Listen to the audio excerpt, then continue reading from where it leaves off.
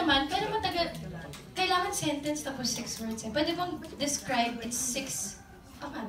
Okay. Okay, sige, go ahead. Describe na lang. Sige. The show is real, authentic.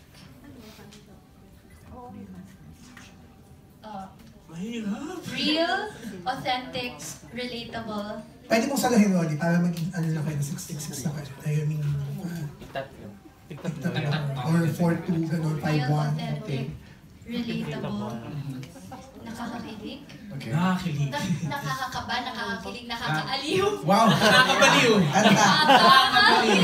Nakakabaliw, nakakakilig, nakakaaliw. Nakakaba. Nakakaba.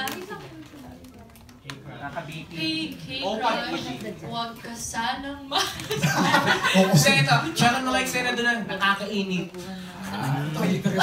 real, authentic, relatable, nakakainit, nakakakilig, Nakakainis. Nakakainis. Kasi meron din mga, di ba? nakakatensyon. Yun.